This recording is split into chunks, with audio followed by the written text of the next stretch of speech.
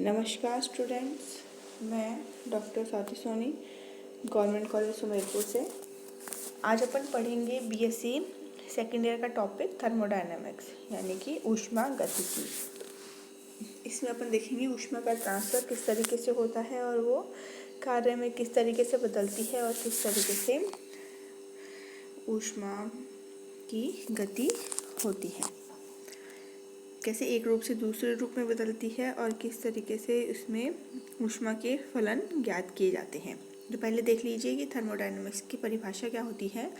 वह शाखा जिसमें विभिन्न रासायनिक प्रक्रमों या क्रियाओं के अंतर्गत ऊर्जा परिवर्तनों का अध्ययन किया जाता है, यानी कि रसायन विज्ञान की ऐसी शाखा जिसके अंतर्गत अनेक तरीके के रासायनिक प्रक्रम या फिर जो अपने केमिकल रिएक्शंस होती हैं उनके अंदर होने वाली ऊर्जा में क्या क्या परिवर्तन होते हैं उनका अध्ययन किया जाता है, वह कहलाती है रसायन विज्ञान की शाखा थर्मोडायनामिक्स ऊष्मागतिकी। तो सबसे पहला है प्रोसेस या प्रक्रम। वह क्रिया जिसके द्वारा ऊष्मागतिक प्रक्रम एक अवस्था से दूसरी अवस्था में परिवर्तित होता है उसे बोलते हैं प्रोसेस या फिर प्रक्रम। अब ये कई तरीके के होते हैं, जैसे कि आइसोथर्मल, एडियाबैटिक, आइसोबारिक, आइसोकोरिक और साइक्लिक। तो इसमें अपने मेन 5 तरीके के प्रोसेस बता रखे हैं, प्रक्रम बता रखे हैं। समतापी प्रक्रम, रुद्धोष्म प्रक्रम, समदाबी प्रक्रम, समआयतनी प्रक्रम और चक्रीय प्रक्रम। तो सबसे पहला है, अपन इसमें देखते हैं, एक एक करके देखेंगे कि इनके अंदर क्या क्या गुण पाए जाते हैं। तो सबसे पहला है इसके अंदर आइसोथर्मल या फिर समतापी प्रक्रम। उसके अंदर इसमें दिया हुआ है dt is equal to 0। dt is equal to 0 का मतलब है T यहाँ पर तापमान है, D है यहाँ पर तापमान में थोड़ा सा परिवर्तन, यानी कि तापमान में जो परिवर्तन है वो क्या होता है, 0 होता है। नाम से ही पता लग रहा है आइसोथर्मल है, यानी कि समतापी प्रक्रम है जिसके अंदर की ताप जो है वो समान रहेगा, यानी ताप में परिवर्तन 0 होगा। सेकंड है एडियाबैटिक या फिर रुद्धोष्म प्रक्रम, जिसके अंदर दिया हुआ है Q इजकल टू 0, यानी कि ऊष्मा जो है उसमें होगी 0। निकाय और परिपार्श्विक के बीच ऊष्मा का आदान प्रदान बिल्कुल भी नहीं होगा, ताप में परिवर्तन इसमें हो सकता है। Q इजकल टू 0 का मतलब यहाँ है निकाय और परिपार्श्विक के अंदर जो ऊष्मा का परिवर्तन है वो ऊष्मा का आदान प्रदान नहीं होगा। नेक्स्ट है आइसोबारिक यानी कि समदाबी, जो कि नाम से ही पता चल रहा है। जैसे कि समतापी प्रक्रम था जिसमें कि ताप समान था, यानी कि ताप में परिवर्तन 0 था, उसी तरीके से समदाबी प्रक्रम जिसके अंदर की दाब में परिवर्तन जो है वो 0 होगा, यानी कि dP इज इक्वल टू 0।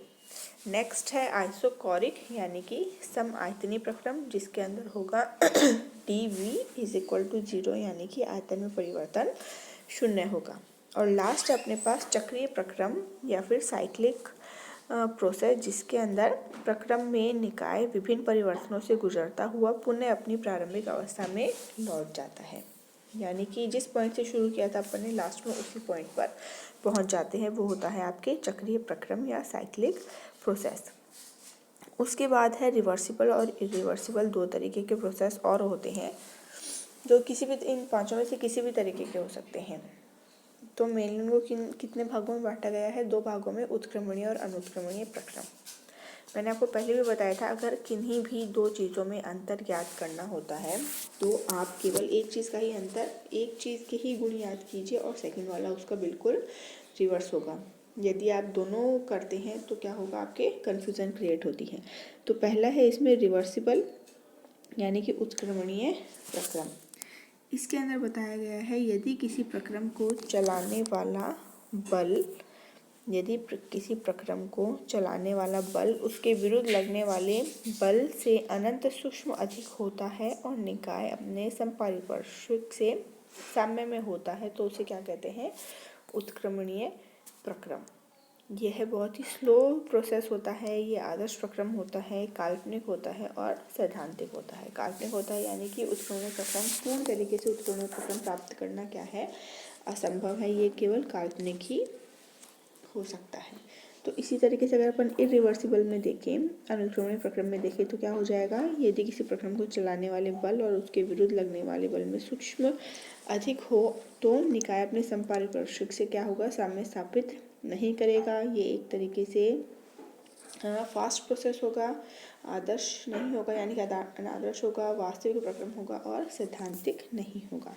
तो ये है आपके अनेक तरीके के प्रोसेस। नेक्स्ट अपन देखते हैं फर्स्ट लॉ ऑफ थर्मोडायनामिक्स, ऊष्मागतिकी का प्रथम नियम, जो कि है ऊर्जा संरक्षण का नियम, जिसका गणितीय रूप दे रखा है कि कोई भी ए पॉइंट है, ए पॉइंट से बी पॉइंट चेंज हो रहा है, या फिर अपन ऐसे कह सकते हैं रिएक्टेंट से प्रोडक्ट बन रहा है ए से बी।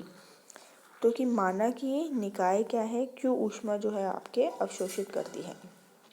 तो यहाँ एक छोटा सा ग्राफ दिखा रखा है पी और वी के बीच में, प्रेशर और वॉल्यूम के बीच में, जिसमें कि ए पॉइंट से बी पॉइंट की तरफ अपन जा रहे हैं, और ये एक चक्रीय प्रक्रम है जिसमें वापस बी पॉइंट से ए पॉइंट की तरफ आ रहे हैं।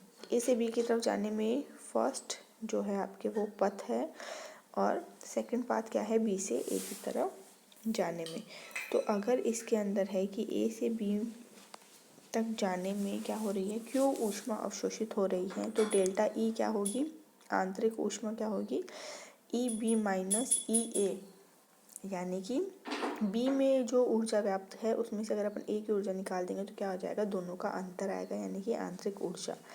तो फर्स्ट लॉ ऑफ थर्मोडायनामिक्स अपने क्या होता है, क्यू जो कि है निकाय द्वारा अवशोषित ऊष्मा is equal to delta E जो कि है आंतरिक ऊर्जा में वृद्धि प्लस डब्ल्यू जो कि है निकाय द्वारा किया गया कार्य।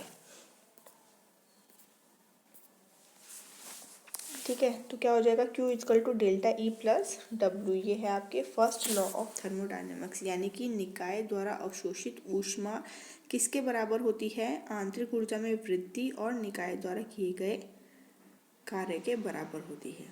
यानी कि delta E equal to Q minus W, या फिर d E equal to d Q minus d W.